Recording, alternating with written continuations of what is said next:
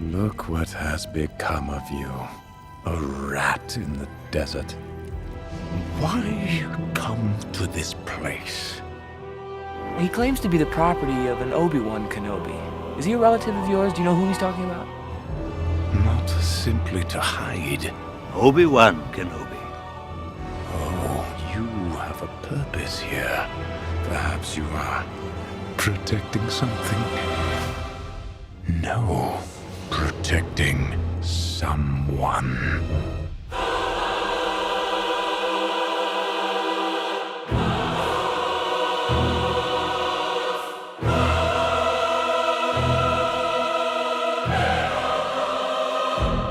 There's over 150 hours of Star Wars on film. This is the Star Wars Binge, where we select, order, and elevate the best 40 hours of the Star Wars canon, and occasionally talk about the new properties that are coming out. Because you know what, Daniel? Gotta jump into something fresh occasionally. Because this is the way. This is the way. This is the way. My name's Jeff Cook. I teach philosophy at the University of Northern Colorado, at least for the next few days. And in Denver is the Daniel Mothershed, actor, playwright, and pop culture enthusiast. That's true. This is the sound of my voice. There are few things that Star Wars fans have probably been dreaming about for over 2 decades. And the show that's being released this month is probably one of them in terms of what would we do? If we got to tell this story, what would it be? Yeah. What are the things that are going on? And it'll be interesting to hear how people react when it's not exactly what they thought a show should be when they were in the 10th grade. I'm sure it'll be done with sanity and a large measure of moderation of emotions. Just tact and respect for other artists' work. Oh, that was interesting. Not the way I would do it. Yeah. How curious. I'm like, well, I'd like to give you unlimited resources and the time and see what you make. That being said, I probably could have done so with the Book of Boba Fett, but that's a whole other conversation. So before they screw everything up, we're going to get on the record and say, you know what? I think these are some of the things that are enjoyable that come to our minds and hearts as we think about Kenobi. Ba-ba-bum. So I don't know about you, but I got no spoilers going in. I watched 2 trailers and called it good. Same here. I've been on that kick for the last several months, like with all the properties. I watched the first Moon Knight trailer and then hit everything. The first 2 Doctor Strange trailers and then hit everything. Yep. And the same with Obi-Wan. I'm with you. That's something that's kind of lost in pop culture. It was one of my favorite things about pop culture, and you just don't see it very often today. But growing up, it always felt like there was no pursuit of everything new. How many spies can we send into the set to find out little details about the clothing and which actors are there and all the rest? Yeah, there wasn't active Twitter pages where somebody just watching them film has taken a picture of. That's right. Do you remember around the time where they were doing Falcon and the Winter Soldier, the pictures of Julia Louis-Dreyfus's character got out, and you can't see where she's wearing, but it's just Julia Louis-Dreyfus spotted on set of whatever. Here's 12 characters she maybe is. I just think, Yes. let's just wait till you see the thing. There's something about getting jazzed about the potential property and getting to create it in your own mind. Yeah. What would you do? And what is everybody going to look like and sound like? And what are the. I'm way more into that. Same here. Maybe we should start a podcast in which we jump in and say, here's all some stuff. Jeff, I'm going to blow your mind. Look look down slightly and in front of you. That's a microphone. I'm shocked that there's not more conversations about just being creative about what you could do online. It just doesn't feel like there's that much. So there it is. You and me, we're going to tackle this sucker. Huzzah. We get to talk about the unknown. We get to dream. We get to talk about characters and themes and conversations that need some bows. Lots of things we're talking about that we want to see. If we're in the Star Wars creative process room, which, by the way, Disney, we're real easy to find. And I have nothing but time. I'm working at UNC for 3 more days and then pretty much free. What do you want to do? Ahsoka? There's probably a Kenobi too. Yeah, I'd love to walk away from my day job. So just mash that follow button and send me a message. Well, that's where we're going. Characters, themes, conversations, what we want to see most in Kenobi. I want to start out with characters. This was a revelation I kind of had when I was prepping.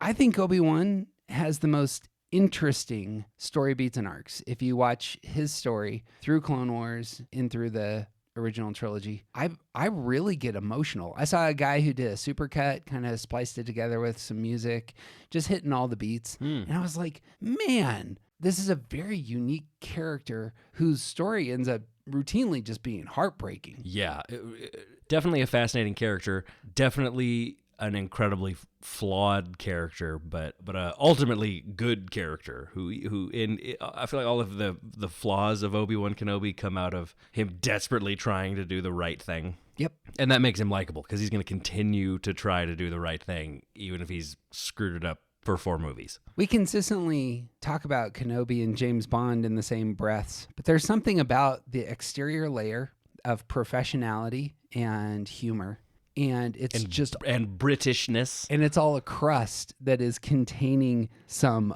complexity and flaws and grief, and there's probably some alcoholism going on there, you know. They never show the blue milk scenes with Kenobi, but where he comes into a bar and says, "I'll have a blue milk, please, shaken, not stirred." Right.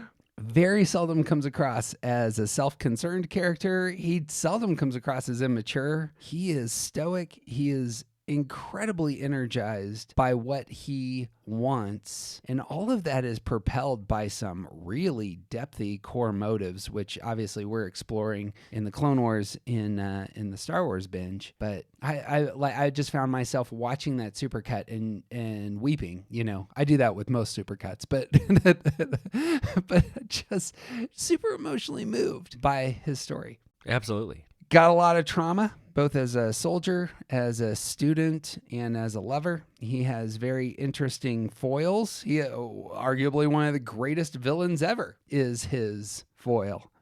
And I'm not sure we ever see Obi-Wan win. That was the thing that I was thinking. I don't know that you ever see this character victorious until the very last scene of the original trilogy.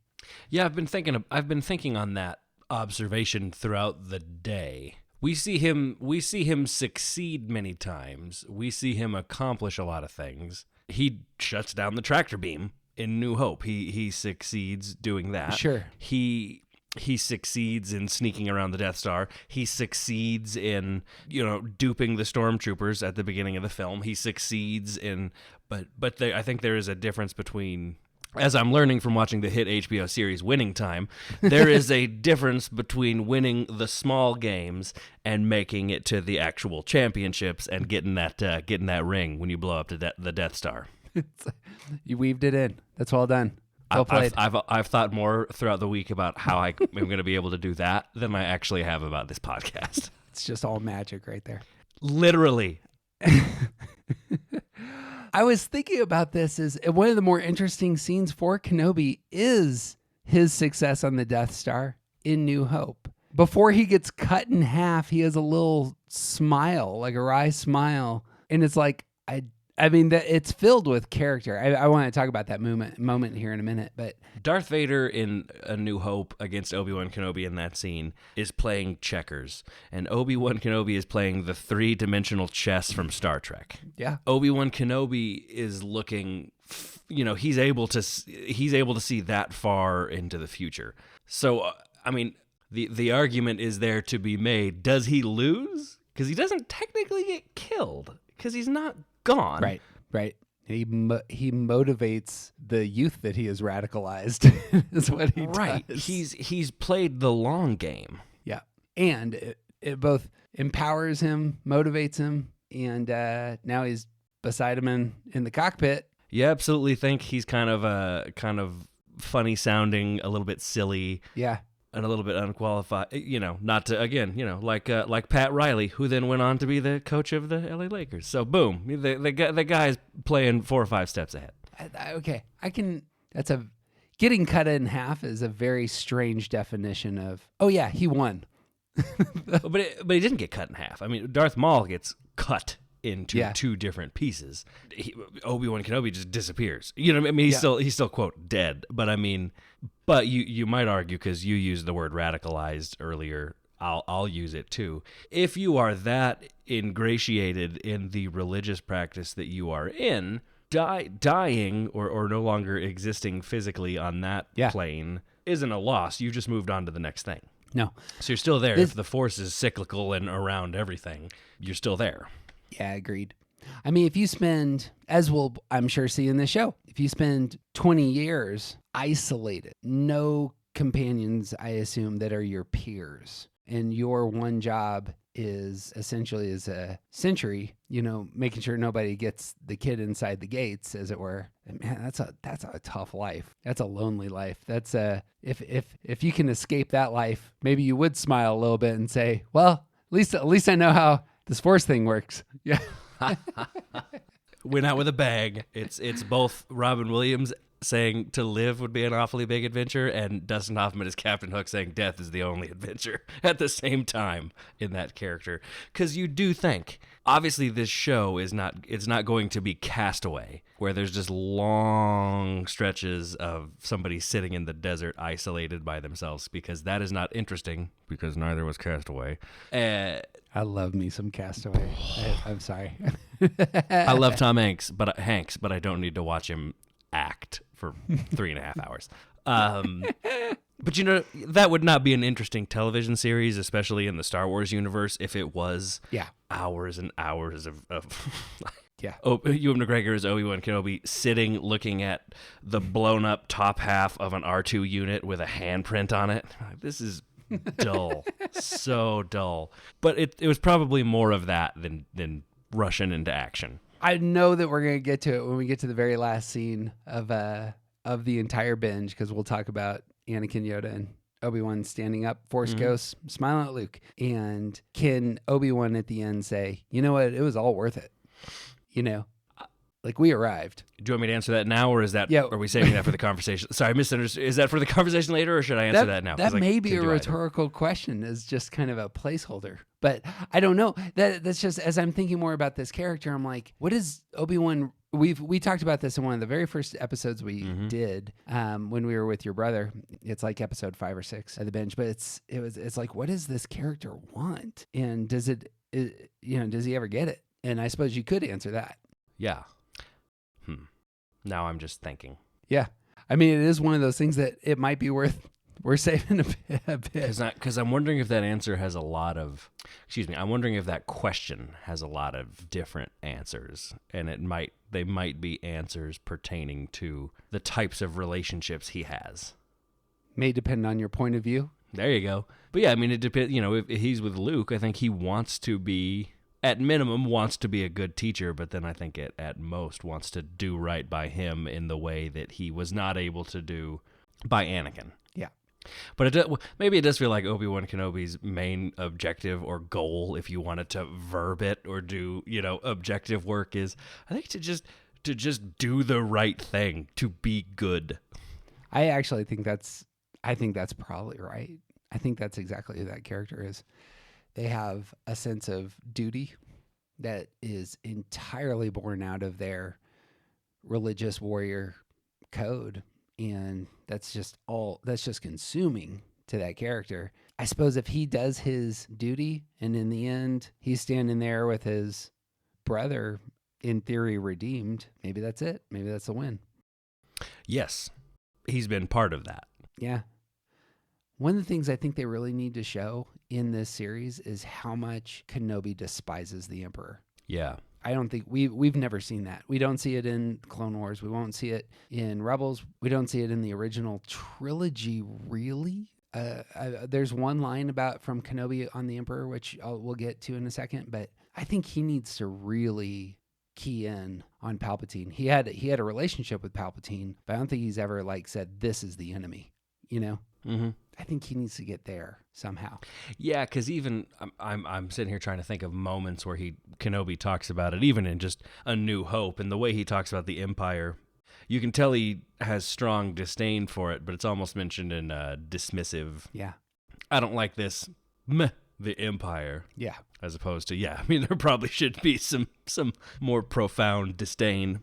We'll get into that. I bet you the Emperor is probably going to hang over this whole conversation.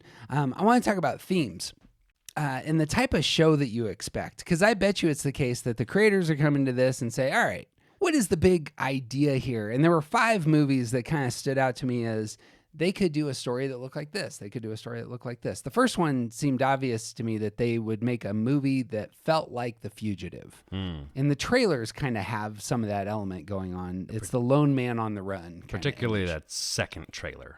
Yeah. Because there is even a moment where you hear somebody shout, "You can't run forever, Obi-Wan." Yeah, he's trying to solve a puzzle, but he's always being hunted kind of movie. Mm-hmm. I suppose a second sort of movie is that James Bond kind of movie. And you kind of get this in the trailers where it's like the lone special, and let me emphasize that word, agent who is trying to save the galaxy. You know, that's essentially where James Bond goes. It's the British polite and properness, the humor. He is almost always by himself. And he's trying to do some task that is essential to saving the planet, as it were. Except he's still got... I mean, there's no way they don't pepper into this show people who are friendly towards him or with him. But James Bond still has M and Q and usually, obviously a bevy of slightly misogynistically named female companions. Sure.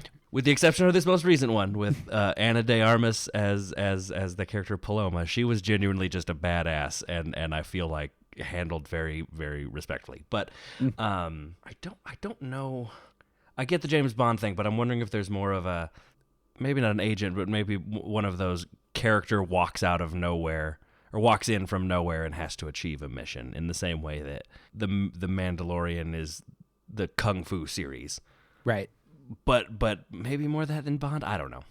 And it may be the case that like pulling archetypes or pulling from each of these stories, I bet you is actually, there'll be a stew, in the Star Wars universe kind of thing. But that's what, well, when you said the first thing and said, you talk about that or we can move on, I was going to say, I'll bet it's going to be kind of potluck, kind of some of all of that, because most television right now is a lot of those tropes coming together, and that's what makes it so interesting. Right. A third type of movie would be like the Logan Incredible Hulk kind of movie where you have the lone man and they're holding back their power. One of the most moving scenes in Rebels has this element. They don't show you the Jedi for a long time in Rebels, and then one steps out and it just they execute the scene just beautiful to where, I mean, it just tingles all over. It's like the Empire, their eyes get big and they're like, it's a Jedi, kind of thing. Like we haven't seen one of these for a little while. All troopers, focus your fire on the Jedi. Yeah. And I would suspect that you're not seeing a lightsaber come out for a while. Good. Yeah, right? Good. That's what I want. I mean, and I've said that throughout this podcast, and I have no doubt I will say it again. But they have kind of shown that they can't really land the plane with trying to do some of these Force Jedi adjacent stories. So I think put it away for a while and let it be a lot of these fugitive, gangster, underground, on the run desert stories. Yep. Yeah, I suppose. Yeah, the Mandalorian has some of that because you don't see a Jedi in the Mandalorian until the end of the second season. Am I right there? We see Ahsoka. Oh, there you go. But yeah, you're right. And it does look like from the trailer that Kumail Nanjiani is going to be a Jedi, just based off of the way it looks like he's dressed in the trailer. It looks like he is in those kind of traditional robes. Mm-hmm. But I could be totally wrong. Who knows? Because the villains are Inquisitors who are Jedi hunters. I mean, that's fairly clear from the trailers. I bet you they're going to show some dead Jedi, right? Or some people getting hacked up. In this next movie, fourth option is kind of a gladiator kind of movie. And that is, it's again the lone man who's trying to assemble an army kind of motif. It wouldn't work the same way as Gladiator, but one of the few things we see of Kenobi when we get to Rebels is him in hologram form sending messages out to all of the people who are still, loyal to the Jedi Code. This is Master Obi-Wan Kenobi. I regret to report that both our Jedi Order and the Republic have fallen, with the dark shadow of the Empire rising to take their place. This message is a warning and a reminder for any surviving Jedi. Trust in the Force. Do not return to the temple. That time has passed, and our future is uncertain. We will each be challenged. Our trust, our faith, our friendships. But we must persevere, and in time, a new hope will emerge. May the Force be with you, always. That those messages go out, and it's like he still has the hope, that we could turn this around. Yeah, it's the abandoned soldier still radioing coordinates for other soldiers or people who could find him. Yep. I'm waiting for Hollywood to just have 80 movies that have the dictator taking over and then the population rediscovering democracy. And that would feel like very much in terms of like an Obi-Wan way of doing things. But we see that in Ukraine, and obviously that's a theme stateside. The idea that it can happen here is starting to feel like fiction. Right. Is that too bleak to say? It's not bleak to say this is entirely what Star Wars is always about. It's, that original trilogy. Very much Lucas commenting on his political thoughts in the 70s. So, lastly is Terminator. You need a hero to protect the future savior. Yeah. There's an isolation there. It's probably not going to be a romantic relationship, and maybe the T2 side probably doesn't work. But I saw some robots in the trailer. Those are called droids. Oh, right. Very common theme in Lucas properties, and especially in Star Wars, is the idea of the MacGuffin, the object of the villain's desire, and that Luke is obviously the object of the villain's desire. And I suppose all these Jedi. So maybe that's just like you're stamping out the last of your opposition. That may be a little bit different than a MacGuffin, huh? Yeah, that feels like a prime directive. Oh, there you go. To wipe out. I mean, don't they kind of theoretically assume Obi-Wan is the last of these guys? Or am I totally wrong in thinking that? I get the sense, if I was making a guess, I get the sense that they are converting some Jedi into Inquisitors. Because when the third sister, that's the character that yells at Obi-Wan about him running, what was it? Like you're running Obi-Wan or something like that? Or it says you can't run forever, some version of that. You can't run, Obi-Wan! You can't escape him! I think she knows him. Oh. I think that they were on the same team and she flipped. That's how I took that when I heard it. And I think that's part of the lore. Oh, that's super interesting. I think I've heard that Inquisitors were essentially, they're Force wielders. Yeah. And they're not Jedi because they didn't go through the Jedi trials, but they become Jedi hunters instead.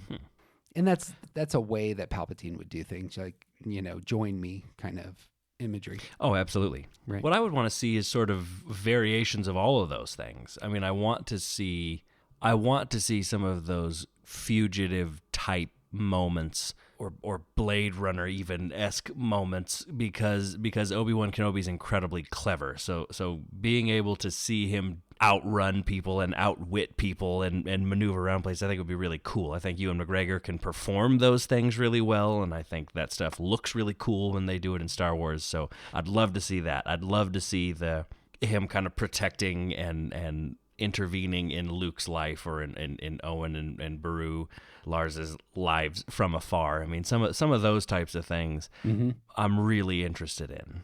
Yeah, I agree. But I think I said this, but what I don't want to see is a lot of Obi-Wan and Lil Luke. I don't want a scene where Luke Skywalker is playing with a little ship somewhere and accidentally throws it and it lands at Obi-Wan Kenobi's feet and he goes, "Oh, is this your ship? Oh, this reminds me of blah blah blah." And it's like, "Oh, how sweet." They have no idea. Then he runs off.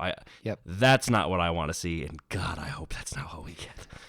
I think that we can have hope there. One, because I heard tell a long time ago that was the original plan and that they changed it. Oh, okay. Partially because they had already done The Mandalorian and it has that kind of theme. Right. That's exclusively what that is.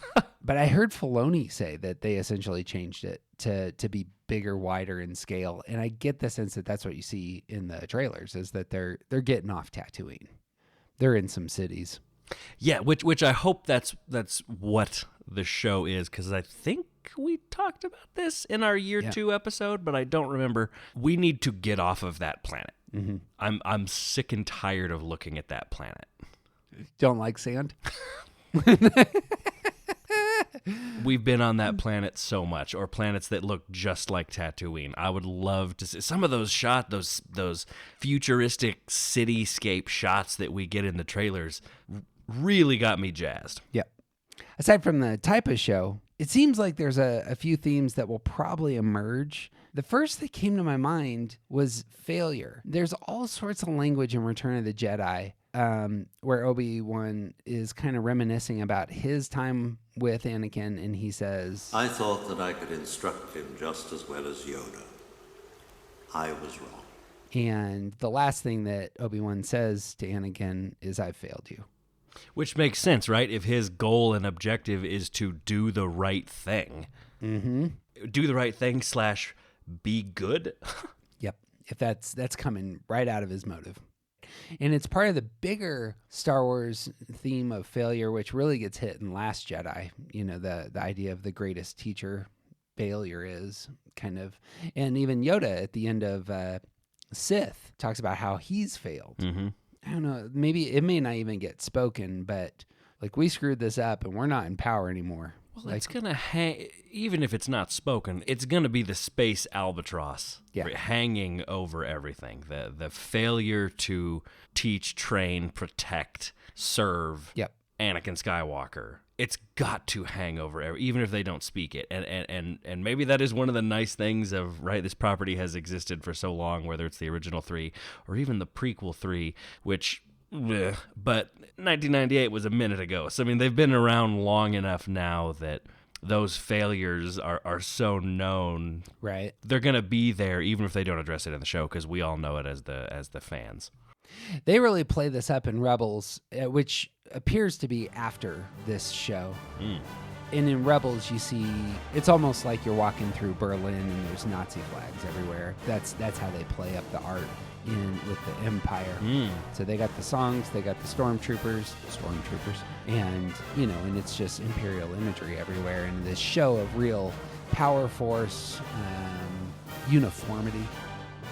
It's having not seen any of Rebels yet, because that's not where we are in the binge. What you're saying is also kind of making me think of in The Sound of Music, when they come home from their honeymoon and there's the Nazi flag hanging on their house. I mean, they have they haven't fully done the atrocious things the Nazis have gone on to do, but they're slowly lurching towards that, and the telltale signs of it are everywhere. What do you do with those flags, by the way? You rip them or burn them or do, both of those things to them. Or you just say you're completely shocked and didn't see them coming whenever anybody talks about them. Was one of the 3 options. I prefer the gif of the ripping of the flag, personally. Same. Georg von Trapp. Don't know much about the guy in real life, but at least in that movie. Incredible. Ripping that flag. Second big theme is that of fathers. Daniel and I started down the path of doing a deep dive into New Hope and paused for a minute. But one of the things that really came out of our conversation was how Luke has 3 fathers. Sorry, Ben Shapiro. He's got Anakin, who's his biological father. We often think of like kind of the fatherly influence for Luke as being Kenobi, because that's what we see. But if you were to ask Luke, who was your dad? He would have said Owen. I believe I disagreed with you when you said that last time, and let's talk about that. I wish I remembered what I said. It was really witty. I mean, I'm not saying it was like brilliant. I just wish I could remember. That strikes you as wrong, though.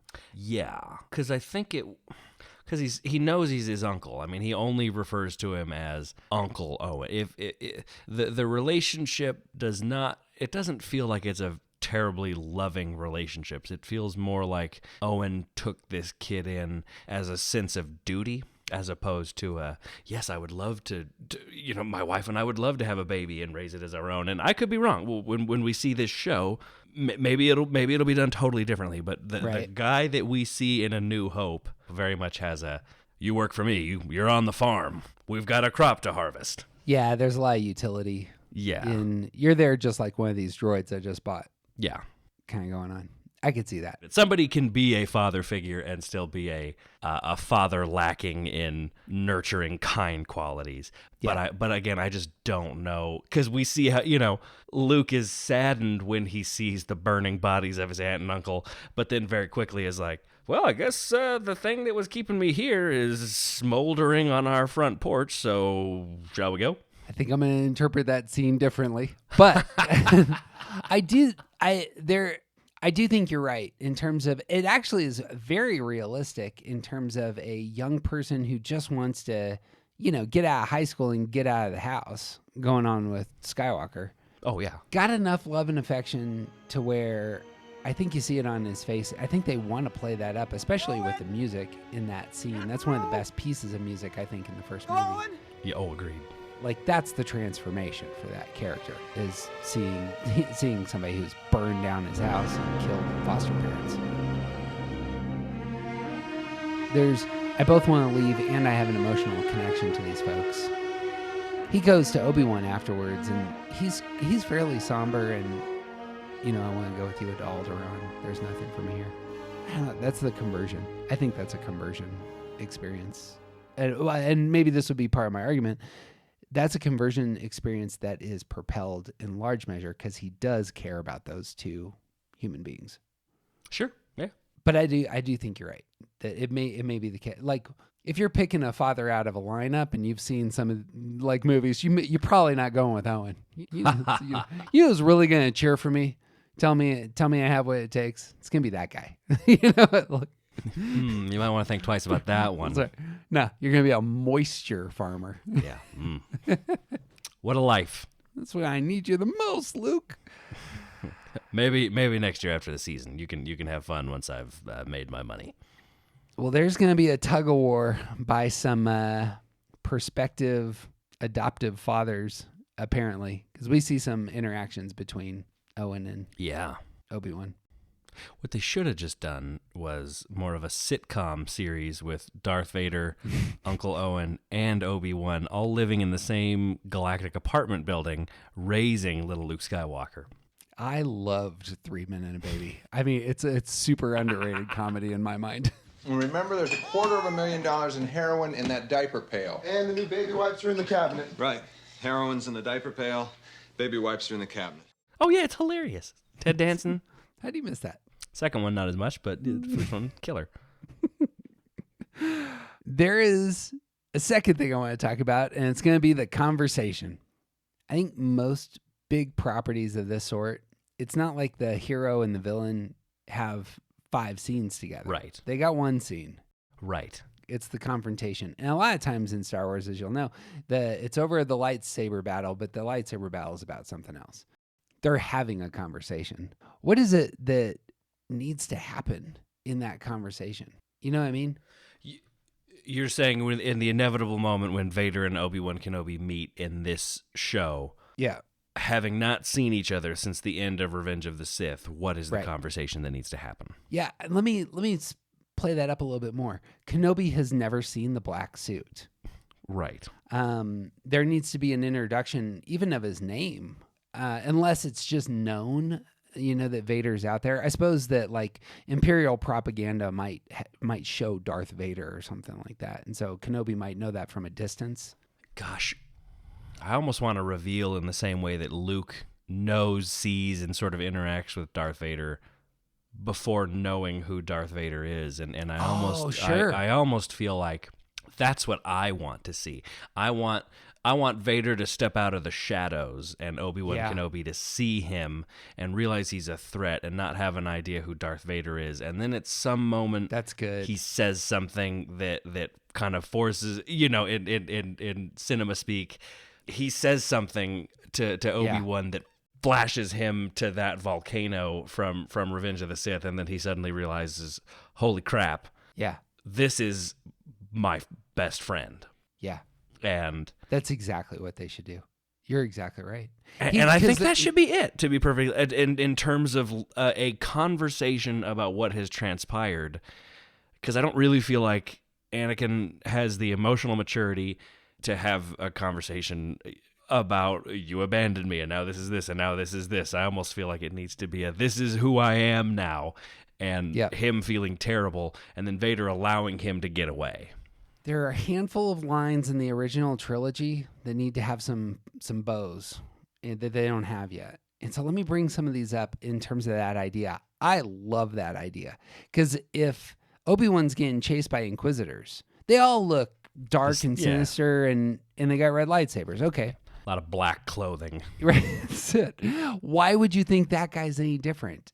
And, no, I'm your brother, kind of, I mean, I don't know that they'll be too on the nose with whatever Vader might say to Obi-Wan. But, I don't want a Luke, I am your father-esque specific dialogue moment, but I want some interactions with the two of them, and then Obi-Wan realizes who exactly Darth Vader is. I think if you want to have a profound, affecting, dramatic as hell moment, I think that would be. I agree. That's the one thing. I mean, I kind of said in our year 2 episode, I said I'm not projecting a lot of thoughts onto this because I just kind of want to see it. But if I had to say what I really, really have thought about and what I would like to see, that's what I would like to see. I suppose to build on that for 2 seconds, I think that's correct. He doesn't know if Anakin lived. He looked pretty scorched and messed up last time he saw him. He didn't look great. What's the matter? Is it the scars? You want to hear how I got them? Oh. Okay, so here are 3 lines from the original trilogy that kind of go down that road. The first is from New Hope. I've been waiting for you, Obi-Wan. We meet again at last. The circle is now complete. When I left you, I was but the learner. Now I am the master. If they have a confrontation, he's talking about the confrontation they're going to have in the show. I mean, he is now. Yes. Let me restate that. If they have a confrontation in the show, it has to be this. Yeah? Sure. Well, I guess I'm saying, when they did that in the 70s, it was just whatever. Oh yeah. And then with the addition of the prequel films, then you suddenly go, oh, okay. I see. Backing into the story, when Vader says, "When we it's a very lackadaisical way of him saying, when we last met, I was the student and you were the master." Pretty chill way of addressing someone who the last time you saw him cut off your arms and legs and let you get the living crap burned out of yourself. But that is the moment up to this point that he's talking about. So yes, I agree with you. There does need to be another one that then becomes that. I could see them having a fight, and the last thing Kenobi says is, "You're still a learner," and taking off. I hope not. That's not going to work for you either. I hear what you're saying. Like that maybe it feels a on little on the nose. But there has to be Anakin has to be in a posture where he would say something like that. When I left you, I was but the learner. I realize in the 70s they're not thinking about that. But if they're going for continuity, Dave Filoni's a master of that stuff. No, I'm not disagreeing with you. I'm just saying in fact I am 100% agreeing with you. But right. I think the way it stands now, again, having not seen any of this and pretending as if Obi-Wan, the series, has not already been made, in the 70s it was nothing.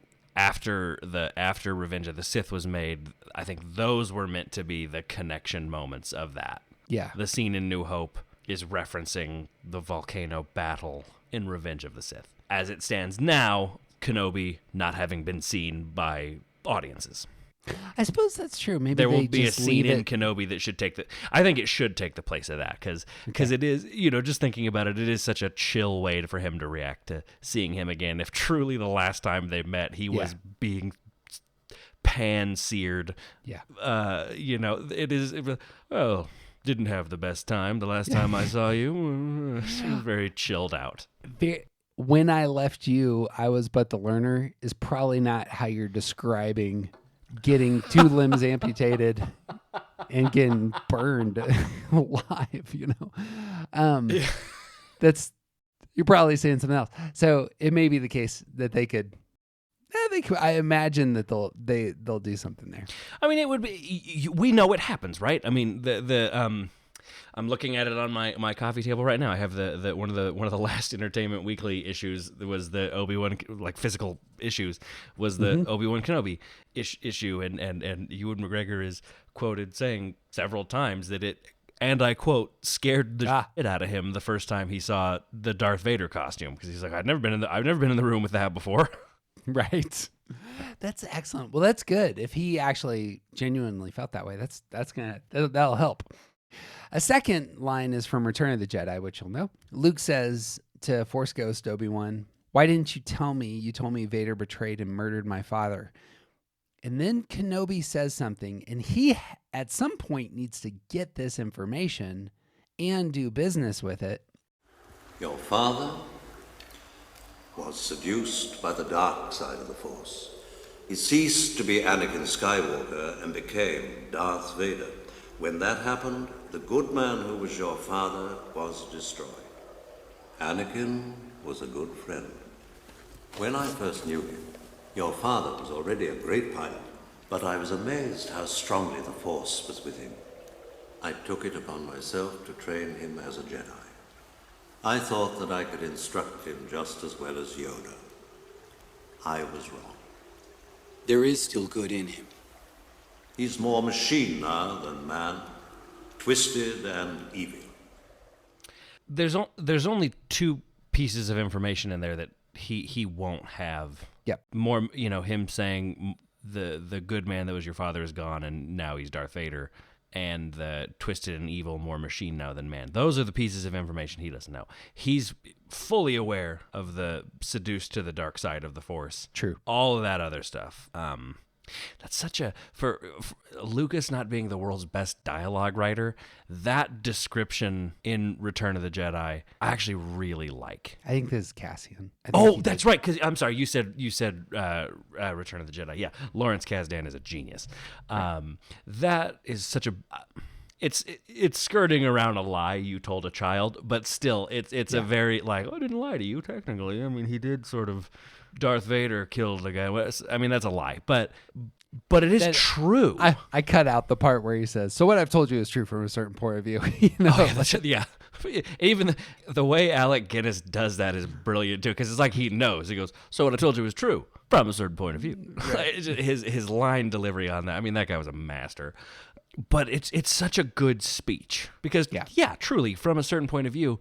That's absolutely right. Right. This guy is not the same guy. I like that a ton. But all of that Obi-Wan knows when he, with the exception of him becoming more machine than man and the name Darth Vader, Obi-Wan already knows 95% of the backstory to that line from Jedi, if I had to really think about it. I suppose, no, that's true. Obviously, he'll get to see it, that he's more machine now than man. That shot in the trailer of the robot arm getting jammed onto I had a visceral reaction to it when I saw it the first time, and when I watched it tonight before sitting down to do this with you, I watched it again and had a full shiver. Got some sharp elements on the backside of that chest plate that are gonna pierce into place. Yeah, it was to piggyback off of that line that Kasdan writes in Jedi, that more machine now than man comes across, because it's like watching a industrial video of a car making factory in Detroit or something like that. I mean, that might as well have had a Tom Waits song playing over it. That's how gritty and industrial it felt, and I think that's obviously on purpose. My favorite Anakin of all the Anakins is Bacta Tank Anakin. When he's in the tank outside the suit, but he's just charred and hobbled and angry. Doing his Arya Stark, listing over the people who have wronged him and hurt him. I love that character. Thinking through how he sold everything he had for nothing and just pissed off. And it's you put that man in an outfit and point him towards some rebels, might do some damage. It's clobbering time. Show me the hallway. That is such a good scene. It's like if you read Bacta Tank Anakin into that scene, that he is just, it's time to cause havoc, because he's so mad. And almost an irritation that you're taken away from your mulling over all the wrongs that have been done to you. So I was like, get out of there. Damn tank, put all this shit on and go run. So it's like that, and then he's wrecking people in the hallway. You know how long it takes to put my arms and legs on, and then this suit, it's heavy. Ugh. That's exactly it. So there's great stuff in both the comics and in the book, The Lord of the Sith, that like explore his inner life in those ways where he's just mad. Right. The last thing Obi-Wan says here, and this is why I bring in the Emperor, like he needs to get pissed off at the Emperor at some level. Obi-Wan says, "To protect you both from the Emperor, you were hidden from your father when you were born. The Emperor knew, as I did, if Anakin were to have any offspring, they would be a threat to him." I think that's the show. I agree.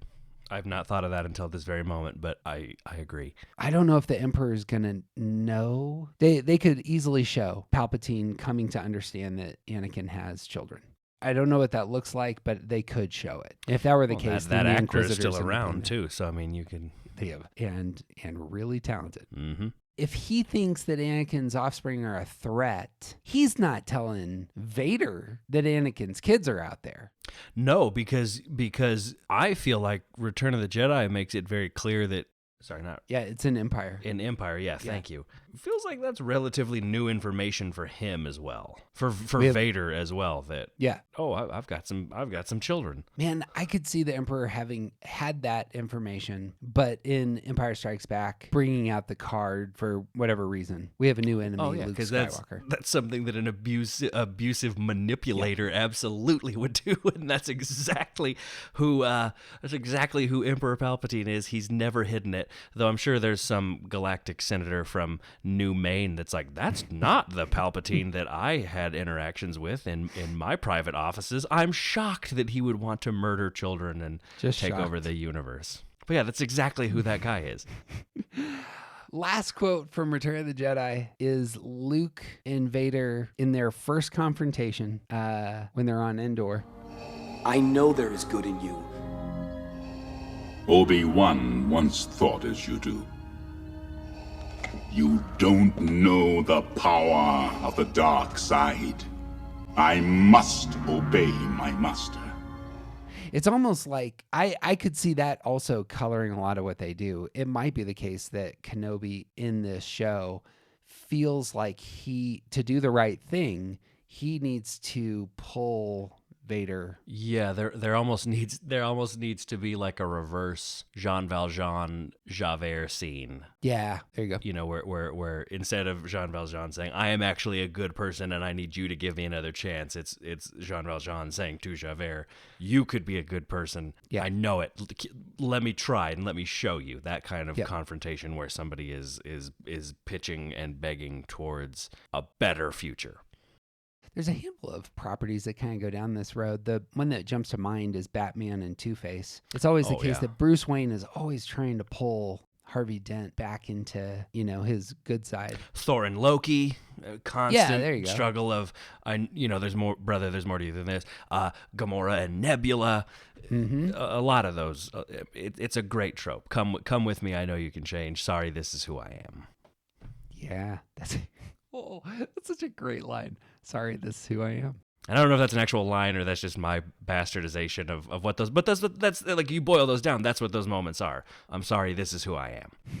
Truth. God, you didn't have to make that choice. The end of the Batman the Killing Joke is also of this sort. The Joker reveals kind of his inner core at a moment, and he says, "No, sorry, it's too late for me." And then he makes a joke. But there's like a very emotional moment at the end of the Killing Joke where... And it's also Mark Hamill. Seriously. The cartoon I thought was really good, especially the end. I mean, you could just watch the end. The end is tremendous. Yeah. God, that is obviously the graphic novel was too, but that movie was profoundly disturbing.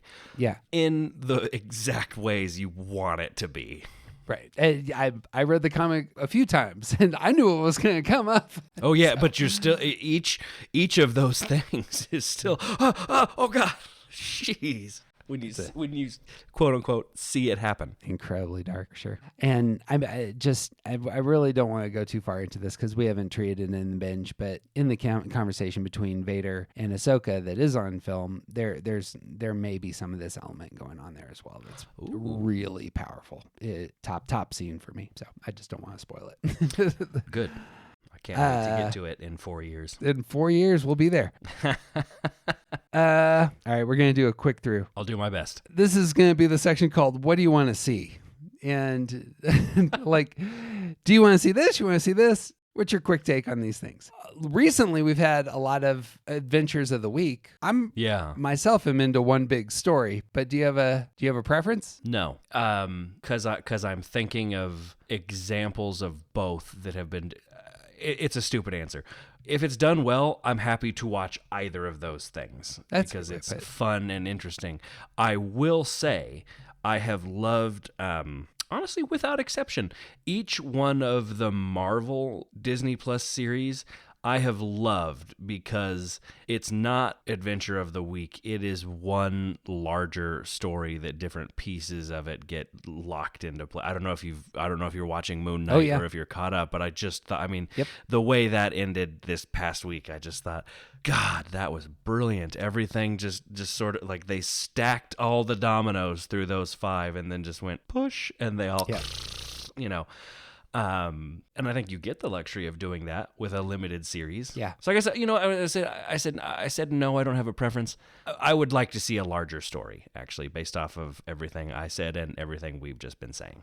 Contradict myself. I like the one big story. Yeah.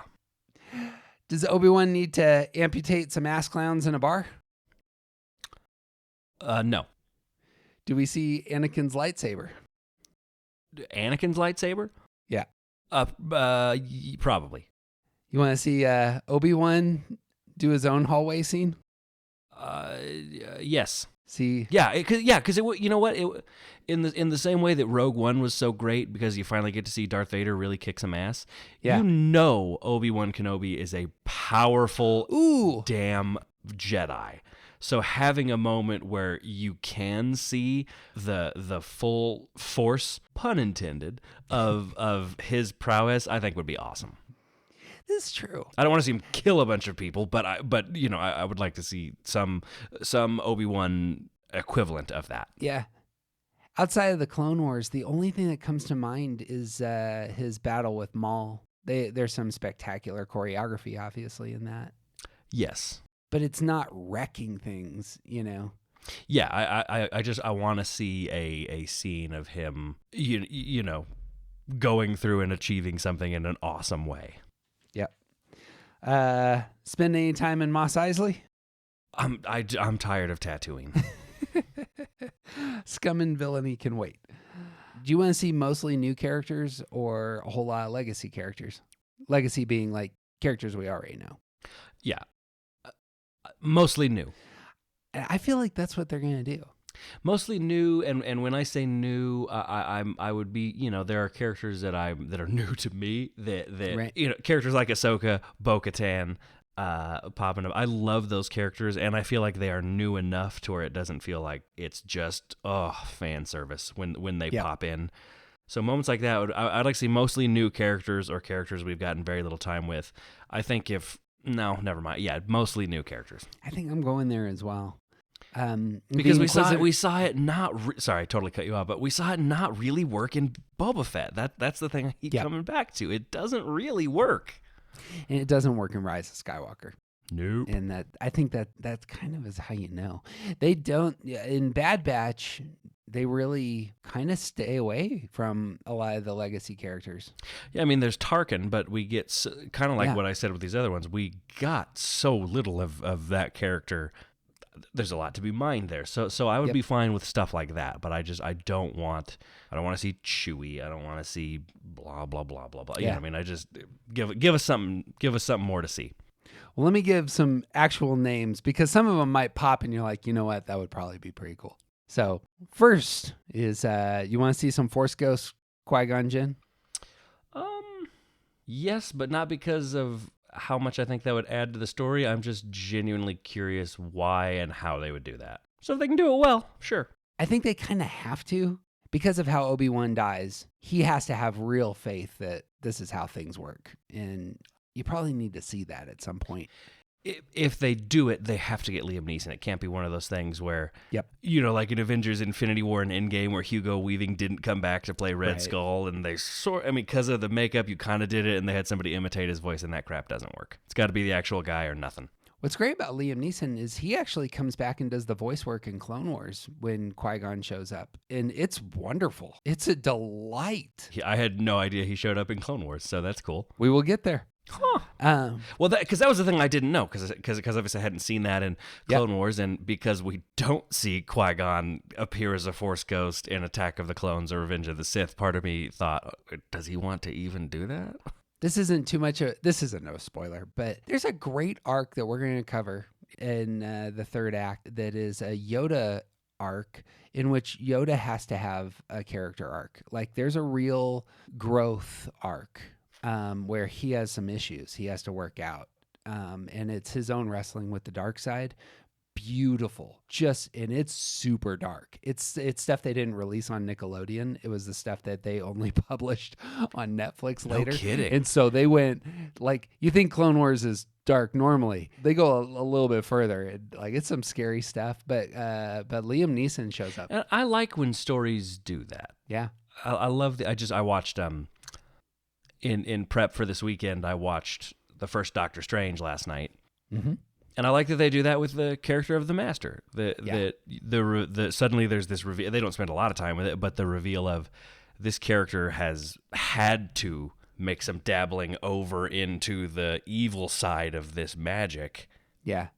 To continue the fight for the greater good. So I love that kind of stuff. It's good. Do you want to see Maul in Crimson Dawn? Crimson Dawn, yes. Darth Maul, no. That's exactly where I go. Paul Bettany coming back would be dope, though. Well, he's dead, isn't he? By this point, he would be dead. No. I think this is before Solo. Oh yeah, because Solo would have been like, if Luke is a little kid, yeah, Solo can't be that much older than him. So yeah, you're right. I guess that is a possibility. I'd love to. I just think Paul Bettany's a great actor. So they reference bounty hunters in the trailers. Yes, but do you want to see Cad Bane or Boba Fett? I'd love to see Cad Bane. I'd love to see more/better of Cad Bane. Boba Fett and I should take a break for a little while. I think that's. I think I'm a no on both these characters, but I wouldn't mind seeing a bunch of those bounty hunters that we see in Empire, and they're a lot, folks. Oh, like Bosk or IG-88 or some of those characters. I love me some Bosk. Bounty hunters. We don't need that scum. Yes, sir. Yeah. Didn't get a lot of screen time, but it's I remember the action figure so well. In some of the Obi-Wan comic books, a character who we got to see in Book of Boba Fett that I would love to see more of is the Wookiee Kursantan. He shows up on Tatooine and rumbles with Obi-Wan several times in comics. And if they decided to bring those in, because I think that was such a cool character that we only got one actual cool moment with, I would really dig seeing more of him. Agreed. Is he a bounty hunter? He dabbles in several different sort of illicit professions at one point, one of which is being a bounty hunter. I mean, I could see him being part of the gang, kind of. Yeah. Oh God. And even if it's a quick confrontation with a gang of bounty hunters, that might be cool. Yeah. Rex and Ahsoka. No. Bo-Katan. Yes, obviously, anytime. I mean, I do want them to do it well, but she's such a great character, and Katie Sackhoff is so phenomenally great in that role. Want to see Din Djarin's people or any of the Watch? It feels absolutely irrelevant to this story. Bail Organa and Princess Leia. As I am not interested in Lil Luke, I'm not terribly interested in too much Lil Leia. I love Jimmy Smits, and if he wants to come back, I think that would be really interesting. Kind of these sort of maybe checking in and touching base moments between the two of them, sort of. Yep. between Obi-Wan and him. That could be really interesting. Less is more, though, I think, because that does all begin to feel a little fan servicey. The one thing that kind of hits me as a motive for Kenobi leaving Tatooine, I don't know how else you get Kenobi off Tatooine aside from somebody like Organa coming and saying, "Hey, I need help with my daughter," or something like that. My daughter's being hunted. Like, how do you get Obi-Wan off the planet? It's that, or him somehow learning about Darth Vader and maybe hearing something about who Darth Vader actually is that makes him go, "There's no way that can be true," and then he goes. But I think those are the two things I can think of. And again, watch it not be either of those things, and that's totally fine with me. But sitting here right now, that's I one of those two. I agree. Yeah, I suppose it's the case that I could see Kenobi knowing that he's being hunted, that the Inquisitors show up, and so in order to get them away from Luke, he leaves the planet altogether, something like that. But yeah, that's a good third one. Cassian Andor and K2SO. Yeah, maybe because he obviously needs to get clued into the rebellion somehow to get us to New Hope, where he is aware of it and going to meet this. So I hadn't thought about those two characters, but some version of that needs to happen, and that would be kind of a nice little, in the way that, Ahsoka showing up in Mando is sort of a nice little tease for her upcoming show, just sort of from a marketing standpoint. Yeah. Might not be a bad idea with Andor coming out in the near future. Some of the few characters that he may have some connection with would be the Guardians of the Wills and Chirrut Imwe, who also show up in Rogue One. That whole clan, that they're Force sensitive, or Force devout characters. They don't appear. Their stormtroopers are all over the trailers, but I'm shocked that they don't have any clones. We've talked about this in the past, but do you want to see old clones? Well, I mean, if you're playing poker, you don't be like, "I got 3 kings." Yeah, I suppose that's true. I mean, who knows? They might not be in there. I don't know that I need to see that. Yeah. Maybe it's because I'm just still so entrenched in Clone Wars, where I'm quote unquote interacting with the clones so much. I'm not thinking, "Gosh, I wonder what they're doing. I wonder what that story is like," because I'm still so just ensconced in what it is. I suppose because to bring this full circle, and I've said this in the past, that one of the stories they could tell that would be a beautiful story is they need to have the Obi-Wan and Cody confrontation, because Cody tried to kill him. Ooh, that was the last time you saw each other. And so do they need to wrap that story up, or does it just kind of hang there? Such is life. I don't know that they need to. I think it might be interesting, but I don't know, to tell the story they're trying to tell. I don't know that they need to. Yeah. Any reason to bring in R2-D2 or C-3PO? No, because we get the sense in A New Hope that it's been a very, very long time since they've all seen each other. Yeah, and I agree. I think new droids, if you're going to bring in some droids. And we see a handful of new droids in the trailer, so I'm hopeful that that'll be cool. I agree. I think they've discovered this with some of the droids that they've created, that these are great characters. You might as well go new. Yeah. Moving away from characters, do you want to see flashbacks? New flashbacks, or do I want to watch moments from the prequel trilogy inserted into? That's a serious question. Which are you asking? Yeah, let me name a handful of flashbacks that they could pull in that would give a lot more depth, perhaps. And for folks who are not familiar with Clone Wars, they might showcase some of Obi-Wan's heart, but they could show flashbacks into the Clone Wars with Anakin and Ahsoka. Oh, but do them live. I got you. But yeah, maybe. They now have a history of doing that because they did flashbacks with Book of Boba Fett. That's right. I think that could be interesting. We haven't talked about it yet, you and I, but Obi-Wan has a relationship with a woman named Duchess Satine, who's a Mandalorian. It's Bo-Katan's sister. Mm-hmm. Any reason to show courtship? Yes, only to see Ewan McGregor and Satine sing "This Is Your Song" on top of that elephant again. If Obi-Wan is busting out Roxanne when he's pissed off leaving, that would be... His eyes upon your face, his hand upon your hand, his lips caress your skin. It's more than I can stand.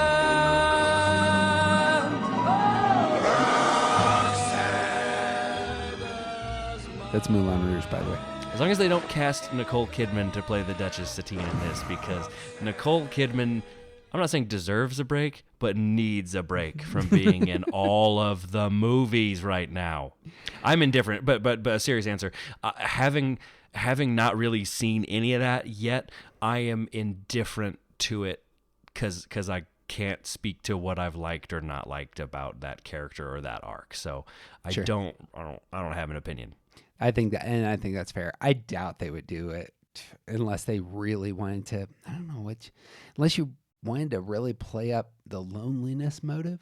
But last flashback. Oh, almost like in the most recent film version of Dune, where you keep seeing Zendaya's face in Paul Atreides' visions, like that kind of a thing, maybe. Or yeah, I mean, it's to bring him back up. It's Liam Neeson in Batman Begins. Reminiscing about his dead wife, in conversations or something like that, how. But you don't see her.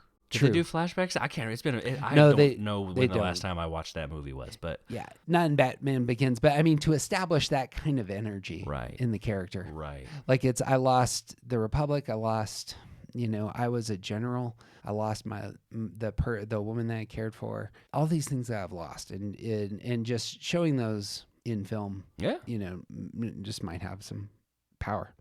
Last thing is, I'm going to keep trying to sneak this in. If any new property, I'm just going to throw it out. But Kenobi is at the Jedi Temple after Anakin's massacre, and easily could find a character hiding in a cubby somewhere if they wanted to do a flashback, and you could have Kenobi moving Grogu through to some other place. You could. I think that would be unwise. And I agree. I think that they need to show Grogu in the Jedi Temple in the actual Mandalorian. It also cannot be Obi-Wan that finds him, because he has to tell Yoda that boy was our last hope. Yeah. And if he knows that there is a Yoda-esque Force-sensitive character that he gets out of that building and off of that planet, that becomes the grandfather paradox of time travel, where it starts to undo things in the future. There's a line in New Hope where Kenobi says, now the Jedi are all but extinct. Yeah, him and Yoda. He knows Yoda's out there. And I truly think that he thinks that's it. Yeah.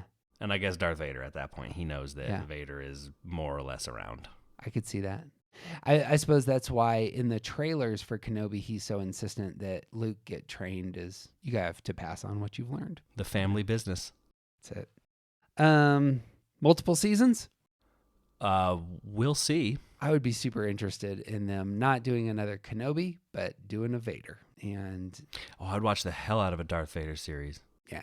I think that you could leave that door wide open at the end. And for those in the know, arguably the best book that they've written is Lord of the Sith, which is about this time period, and it's focused on Vader. And arguably the best comics they've done are the Vader comics. So agreed. That's what I got, my man. Hell yeah. It's a good place to wrap it. Got any final thoughts on what you want to see? A very generalized statement, but I think Ewan McGregor is a very talented actor and a very watchable actor. Yep. I am hard-pressed to think, even if I haven't loved a movie that he's in, I'm hard-pressed to think of a performance I've seen him turn in where I didn't think, yeah, he's great. Yep. And Obi-Wan Kenobi is such a beloved, iconic, whatever overused phrase that is unfortunately or fortunately applicable character. But I would like to see in this series something I haven't seen before. And I think we said this in our year 2 podcast, or one of the two of us, but I feel like so much of Star Wars over the last several years has concentrated on showing us different versions of things we've seen so much of before. Oh yes, this planet with this type of a bar. This planet with this type of a thing. This character with this type of a costume or whatever.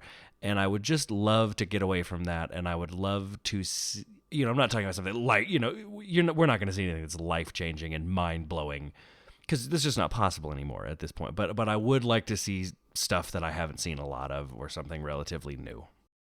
What I feel going into this is strange. Dave Filoni doesn't need to prove himself to anyone, really. Oh, no, absolutely not. He's got three fantastic shows. Clone Wars, Rebels, Mandalorian. Those don't have what would you call that? The expectation, the built-up expectation. Yeah.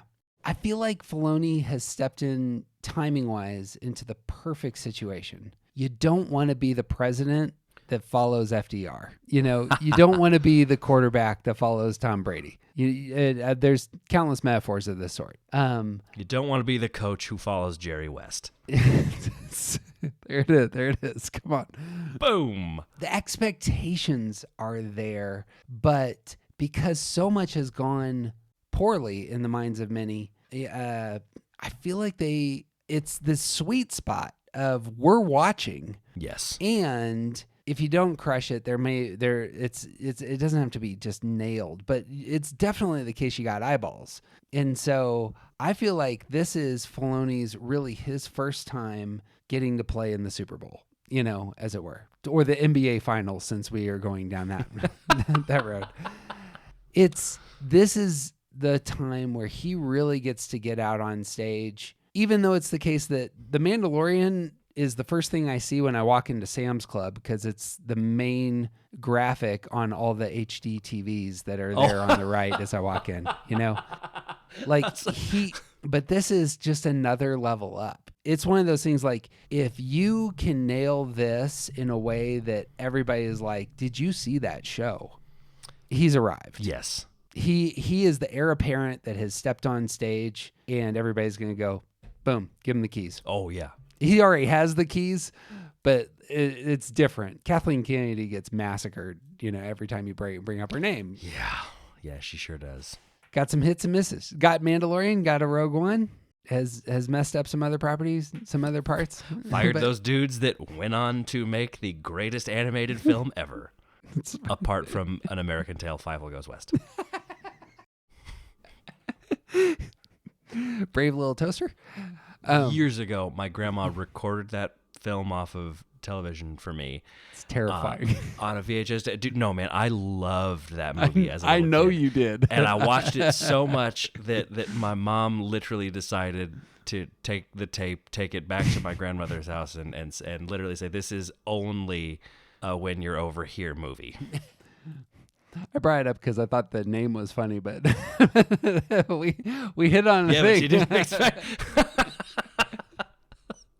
The thing I think I'm really excited for is I want to see the best basketball player in the world on the biggest stage. And in Star Wars, this is that opportunity, and you don't get that but every few years now. Oh, yeah. With this show, you got Larry Bird and Magic Johnson. They there. But the way that he's going to nail it, and I'm positive he knows this, is he's gotten a chance to work with a lot of great actors. And so has... Jon Favreau. And Favreau's gotten to work with great actors. like exclusively. When you look at Favreau's Right. career, it's not like once in a while and then some unknowns. That guy has exclusively worked with heavy hitters. And Vince Vaughn. Agreed. Somewhere Vince Vaughn heard that and it's like, buddy. Just real mad. There is something about the expectations and weight of Ewan McGregor is just on that elite level with an elite character. Show us what you can do, kid, kind of thing. And I'm excited. I'm here for it. Yeah, it's legacy stuff. It's legacy. It totally is. I mean, if you win, if you can hit the ball out of the park here, man, you can do it. Oh yeah. With any other opportunity you get. That's what I got. So, hey, if you stumbled onto this podcast because you Googled Kenobi and found us, know that we are doing a deep dive into the best 40 hours of all Star Wars. Jump into episode 1 of our podcast and see what we got, because we spend a lot of time right now we're walking through the best episodes of the Clone Wars and the order that you should watch them in. Lots of things we're talking about in terms of themes, characters, motives, and the rest that we do this deep dive on routinely. And so we would love to have you. Secondarily, do share this. If you love a galaxy far, far away, you get into this material, share it with somebody that you love. And if you have the time, take 2 seconds. Give us some stars on iTunes or Spotify. It helps other people find us and reminds us that the work might be valuable. Absolutely. You can find the links to all of our stuff at StarWarsBinge.com, and you can share your thoughts with us on the Twitter. You got anything else, Mothershed? No, I do not. He's Daniel Mothershed. He's more machine now than man, twisted and evil. And my name's Jeff Cook. I know there's still good in you. No, that's it. I have felt it.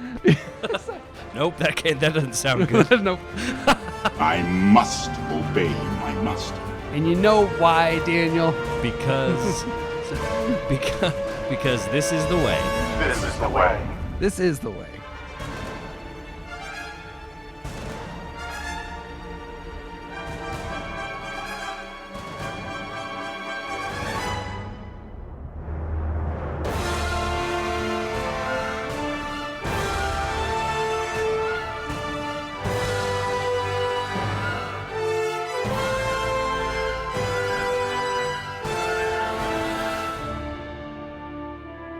Rock and roll.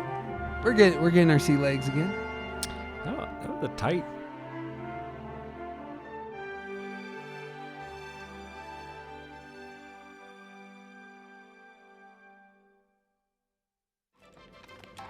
You're listening to the Grand Army of the Republic broadcast, the voice of the Outer Rim.